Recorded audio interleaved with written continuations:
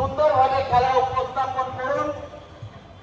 কারণ ইসলাম মানুষকে সংযত হতে, ইসলাম শিক্ষাদানে ন্যায় প্রতিষ্ঠা করতে আজকের দিনে তারা শহীদ হয়েছে।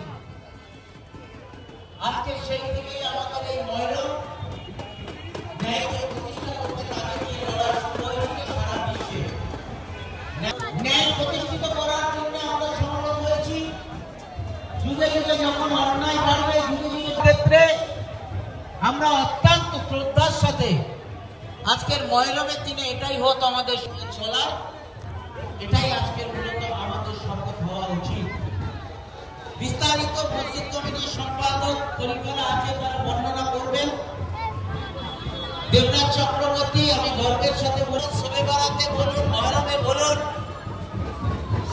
মানুষের সঙ্গে আনন্দ ভাগ করে নেয়, দুঃখের কষ্ট ভাগ করে দেয়। এটাই মমতা বন্দ্যোপাধ্যায়ের বাংলা, এটাই হচ্ছে কৃষ্টি সহযোগী।